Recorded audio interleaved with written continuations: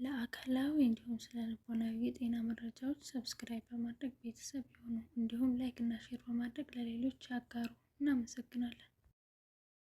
የወደፊታችንን አስመልክቶ ራዕይ፣ ህልምም ሆነ ዓላማ ከሌለንና ዛሬን ብቻ የምንኖር ከሆነ ባለንበት ወደ መርገጥ ምናልባትም ወደኋላ የመንሸራተት ልምምድን ማስተናገዳችን አይቀርም።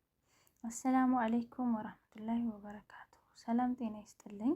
ውድና የተከበራችሁ የጤናና ህይወት ፋሚሊዎች እንዴት ናችሁ? እንኳን ደህና መጣችሁ። ለዚህ ቻናል አዲስ የሆናችሁ ሰብስክራይብ በማድረግ እንዲሁም የደወል ምልክቷን በማጥቆር አብራችሁ እንድትቆዩ ጋብዛለሁኝ።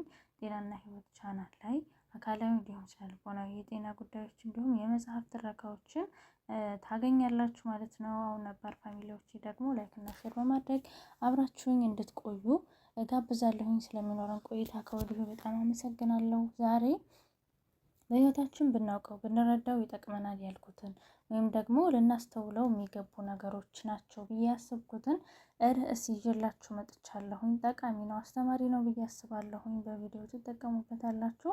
ስለዚህ እስከ ቪዲዮ መጨረሻ አብራችሁኝ እንድትቆዩ ግብዣዬ ነው ማለት ነው።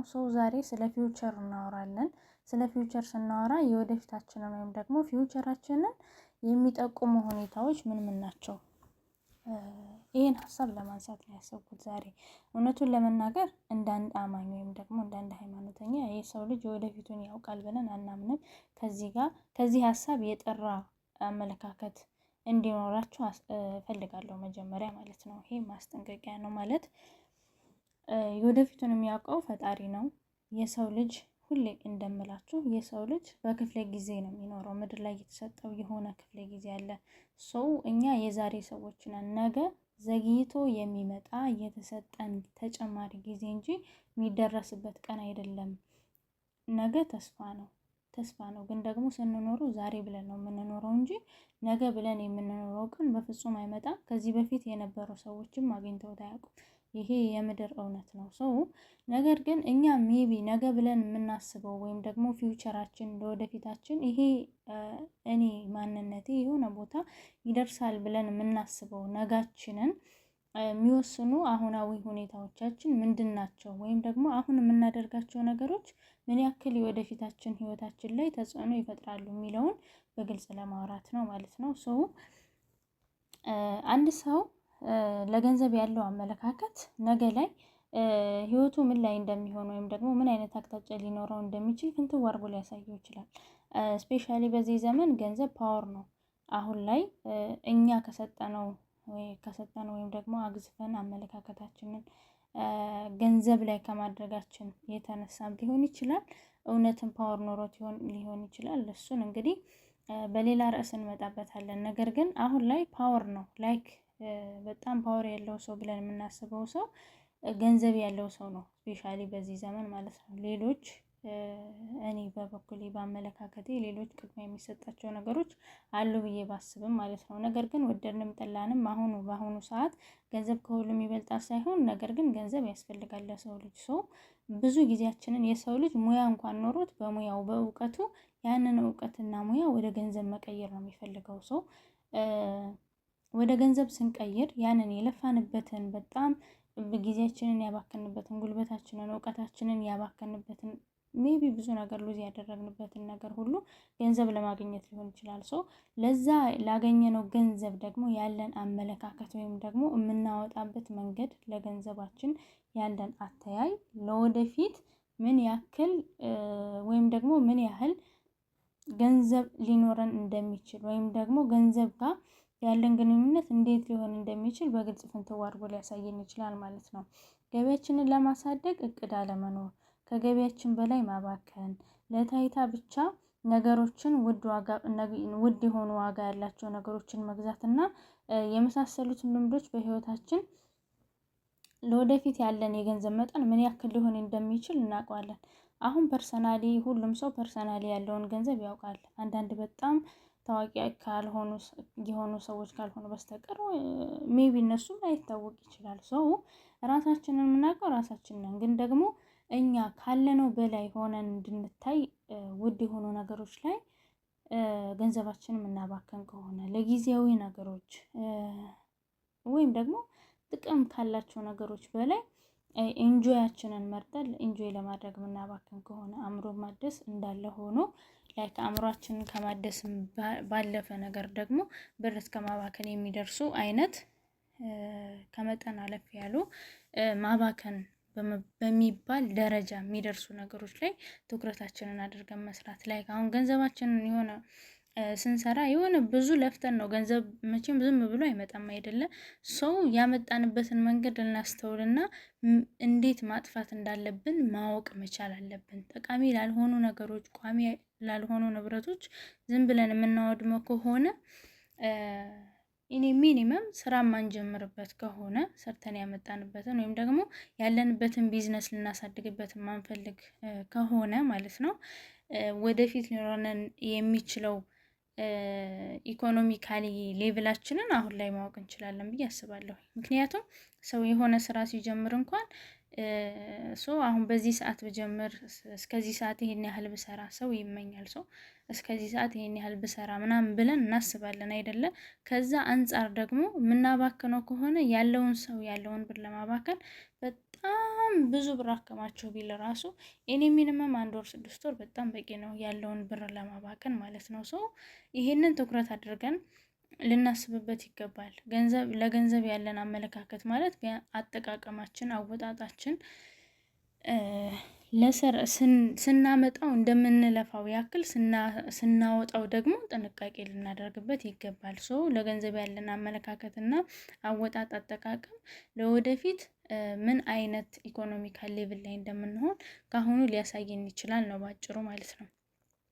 ሌላው ደግሞ ስለ ሁኔታዎች ሰዎችን የምንወቅስ ከሆነ በማንኛውም ሁኔታ ላይ በነገራችን ላይ ኃላፊነት የሚወስድ ሰው ለሆነ ነገር ኃላፊነት ወስዶ የሚሰራ ሰው ፐርሰናል ዴቨሎፕመንት በጣም ይኖረዋል።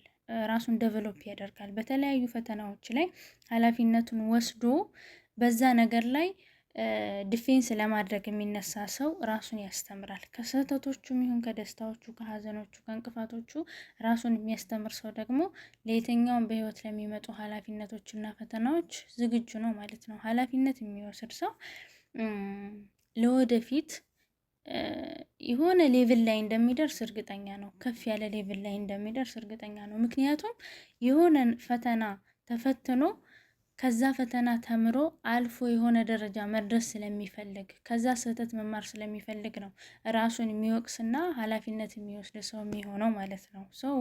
ነገር ግን አሁን አንዳንድ ሰዎች የሆነ ስህተት ሲፈጠር በህይወት እንቅፋት ሲያጋጥማቸው ወይም ደግሞ ሽንፈት ሲያጋጥማቸው ወይ እከሌ እኮ እንደዚህ ባይሌ ኖሮ ልሸነፍ አልችልም ነበረ፣ ወይ ይሄ ባይሆን ኖሮ እኮ ልሸነፍ አልችልም ነበር፣ ወይ ይሄን ባላገኝ ኖሮ ይሄን ላጣ አልችልም ነበር የሚባሉ ብዙ ምክንያቶች እንደረደራለን። ስፔሻሊ ደግሞ በሰው ማማኘት አክቹአሊ እኔ በበኩሌ ሰዎች ራሱ እናንተ ውድቀት ላይ ቢገኙ እነሱን የማስጠጋታችሁ ጥፋት እናንተ ልትሆኑ ትችላላችሁ።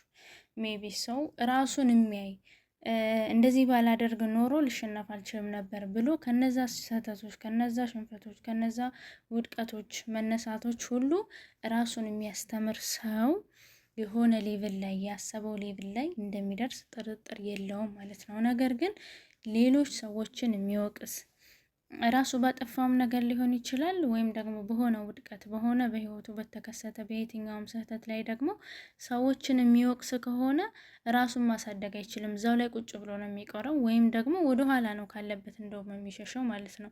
ስለዚህ እኔ ሰዎች እንደዚህ ስላደረጉኝ ለወደፊት የሆነ ነገር መስራት አይችልም፣ እኔ አይሳካልኝም ላይክ ዛት በቃ እንደዚህ እያለ ብዙ ምክንያቶች ለራሱ ይደረድራል። እንደነዚህ አይነት ሰዎች ዲፔንደንት ያለባቸው ማለት በሰው ላይ ዲፔንድ የሚሆኑ ሰዎች ናቸው፣ ተጠቂዎች ናቸው። ሊሆነ ነገር ለመውጣት የሆነ ሰው ላይ ዲፔንድ መሆን ስለሚፈልጉ እሱ ላይ ተንተርሰው ሰዎች ባሉበት ቦታ ሳይገኙላቸው ሲቀሩ ይወድቃሉ።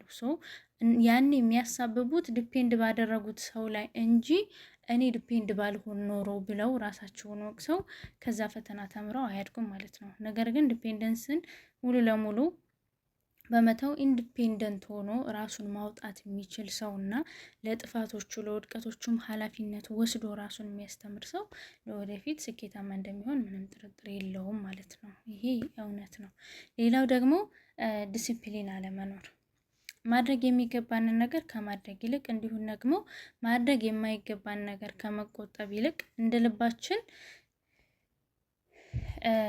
ልባችን የምንኖር ከሆነ በህይወት የሰው ልጅ ዲስፕሊን ማለት በቃ ስነ ምግባር ሊኖረው ይገባል። ለየትኛውም ነገር ስነ ምግባር ሊኖረው ይገባል። እንደፈለገ የሚሆን ከሆነ እንደፈለገ ስሜቱ የሚነዳው ከሆነ የሆነ ነገር ለመጀመር ሲፈልግ ስለተሰማው ብቻ የሚሄድ ከሆነ ያለምንም እውቀት ያለምንም ዝግጅት ዝም ብሎ የሚሄድ የሚጓዝ ከሆነ የሆነ ቦታ ላይ ብሬክ ማድረጉ አይቀርም ማለት ነው። የሆነ ሰው በስሜቱ ማድረግ የሌለበትን ነገር እንዲሁ ልብ ይወዶታል ብሎ በማድረግ ወይም ደግሞ ማድረግ ያለበትን ነገር ደግሞ በመተው በስሜቱ ብቻ በመነዳት በቃ ዲስፕሊኑ ሙሉ ለሙሉ የማይወክል ነገር ወይም ደግሞ ለራሱም ክብር የማይመጥን ነገር ወይም ደግሞ ለዓላማው ስኬቱ ጋር ያደርሳል ብሎ የማይታሰቡ ነገሮች ላይ ጊዜውን የሚፈጅ በራሱም ሆነ በሰዎች ላይ ሪስፔክት የሌለው አጠቃላይ ስነ ምግባር ማለት ምን ማለት እንደሆነ በጣም ግልጽ ነው ማለት ነው። በሌላ ርዕስ ጠቅለል አድርጌ እመጣበታለሁኝ ብዬ አስባለሁኝ። ሰው ራስንም ሆነ ስራን ወር ደግሞ ሌሎችን የማያከብር ሪስፔክትፉል ያልሆነ ሰው፣ ከዛ ባለፈ ደግሞ ሆነስት መሆን፣ ከዛ ባለፈ ደግሞ ስሜታችን እንደነዳን ማድረግ የሌለብንም እንደፈለግን እናድርግ ከሆነ ማድረግ ያለብንን እንደፈለግን የምንተው ከሆነ የሆነ ቦታ ብሬክ መፈጠሩ አይቀርም። የዛ ብሬክ ሰዓት ደግሞ ለመነሳት በጣም አስቸጋሪ ሁኔታ ላይ እንሆናለን ማለት ነው። ጥንቃቄ ያስፈልጋል። ለየትኛውም እንቅስቃሴያችን በዲስፕሊን በስነ ምግባር መሆን አለበት ብዬ አስባለሁ። ሌላው ደግሞ ከምንም በላይ እዚህ ዲስፕሊን ጋር ሞር ልናየው የሚገባ ነገር ሪስፔክት ሲባል አብረን የምንሰራቸውን የስራ ባልደረቦች ሊሆን ይችላል። ከዛ ባለፈ ደግሞ በዋናነት ለራስና ለስራችን ያለን ሪስፔክት በጣም ወሳኝ ነው ለእድገታችን። ያለንበትን የትኛውም ሁኔታ ልናከብረው ልንወደው ይገባል። ምክንያቱም በምክንያት ነውና ላይክ ያለምንም ምክንያት እንዲሁም እንገባ ከሆነ እንደነገርኳችሁ ቅድም የሚገባውንም የማይገባውንም ነገር የምናደርግ ከሆነ እሱ ራሱን የቻለ ሌላ ችግር ነው። ነገር ግን ወደ ነው በምክንያት ከፍ ለማለት ዝቅታ መርጠን የመረጥናቸውን ቦታዎች በሙሉ ማክበር አለብን። ከዛ ባለፈ ደግሞ ለራሳችን ሪስፔክት ማድረግ አለብን። እኛ ለራሳችን ያልሰጠነውን ክብር ለራሳችን ያልሰጠነውን ሪስፔክት ሌላ ሰው እንዲሰጠን መጠበቅ ስለሌለብን ማለት ነው። በአጭር አማርኛ ለራሳችን ሪስፔክት፣ ለስራችን ሪስፔክት መስጠት አንዱ የዲስፕሊን አካል ነው። ስለዚህ ስራችንና ራሳችንን ባከበረን ቁጥር ክብር ማለት ምን ማለት እንደሆነ ጠንቅቆ ይገባናል። ሌሎችንም ሪስፔክት እናደርጋለን ማለት ነው። እድገታችን በዛው ልክ ሌቭላችን እየጨመረ ነው የሚመጣው። ከምንም በላይ ሪስፔክት ነው የሚቀድመው። እውነቱን ለመናገር ሌቭላችንን የምናሳድገው ራሳችን ለራሳችን ባለን አመለካከት ነው። ዝቅ ያለውን የራሳችንን ጅማሮ አክብረን እስከቀጠል ነው ድረስ የትኛውንም ከፍታ የማንደርስበት ምንም አይነት መንገድ አይኖርም ማለት ነው። ሌላው ደግሞ ላስቀመጥነው ደረጃ የማይመጥን ጓደኝነት ወይም ደግሞ ሪሌሽንሺፖች ማለት ነው። በአጠቃላይ ከአጠገባችን የሚገኙ የቅርብ ሰዎች በአንዱ በኩል እነሱን የመረጥንባቸው አመለካከታችንን ሲጠቁሙ፣ በሌላ መልኩ ደግሞ እነሱ ቀስ በቀስ ከእኛ ላይ የሚያመለክቱትን አጉል ተጽዕኖ ስለሚጠቁሙ የወደፊታችን ላይ ጫና ማሳደራቸው አይቀርም። እውነቱን ለመናገር እናቶቻችን ሰው ውለውን ይመስላል ይላሉ። አክቹዋሊ እውነት ነው። በብዙ ሁኔታዎቻችን አብረን የምንውላቸው ጓደኞች እኛ ለራሳችን ያለን ቦታ ለአመለካከታችን የምንሰጠው ቦታ ሰዎች ላይ ጫና ማሳደር ካልቻለ ወይም ደግሞ ራሳችንን አክብረን በራሳችን መቆም እስካልቻለን ድረስ እኛ ጋር የሚኖሩ ሰዎች ወር ደግሞ በየትኛውም በስራ ሁኔታ ሊሆን ይችላል፣ በቤተሰባዊ ግንኙነት ሊሆን ይችላል፣ ወይም ደግሞ ጓደኝነት ሊሆን ይችላል፣ በአብሮ አደግ የተገናኘ ጓደኝነት ሊሆን ይችላል። በስ ባይ ኤኒ ሚንስ በህይወታችን ያሉ ሰዎች የኛን አመለካከት ስፔሻሊ ደግሞ ቦታ የሰጠናቸው ሰዎች የኛን አመለካከት የመቀየር አቅም አላቸው። እውነቱን ለመናገር ማለት ነው። የሆነ የሚሸረሸር የሆነ ነገር ይኖራል። ምክንያቱም አንደኛ ለነሱ ካለን ሪስፔክት አንጻር ሊሆን ይችላል፣ ኦር ለነሱ ካለን ጓደኝነት፣ ለነሱ ካለን ፍቅር፣ ለነሱ ካለን ውዴታ ሊሆን ይችላል። እኛ ጋር የሆነ የሚሸረሽረን ወይም ደግሞ ሳንወድ በግድ ልንቀበላቸው የምንገደዳቸው ብዙ አይነት የህይወት ሁኔታዎች ይኖራሉ።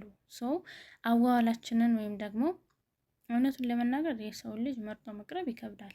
ነገር ግን በራሳችን መቆምን ከለመድን ደግሞ እነሱ እኛ ጋር ከሚያሳድሩት ተጽዕኖ በበለጠ እኛ እነሱ ጋር ተጽዕኖ ማሳደር እንችላለን የሚል እምነት አለኝ እኔ በራሴ ፐርሰናሊ። ነገር ግን ከዛ ባለፈ እዚህ ሌቭል ላይ ያልደረስን ከሆነ ወይም ደግሞ በዚህ ልክ የሰው ላይ ጫና ማሳደር ወይም ደግሞ በራሳችን ያለ ዲፔንድ ሳንሆን መቆም አንችልም፣ የሰዎች እገዛ ያስፈልገናል የምንል ከሆነ እነዛ እገዛ ያስፈልጉናል ወይም ደግሞ ሊተባበሩን ይችላሉ የምንላቸውን ሰዎች መምረጥ አለብን ማለት ነው። ምክንያቱም እገዛቸውን በፈለግን ቁጥር የእነሱ አመለካከት እኛ ጋር ጫና እያሳደረ ሊመጣ ይችላል። ወይም ደግሞ አንዳንዴ በአመለካከት የተቀራረበ ሰው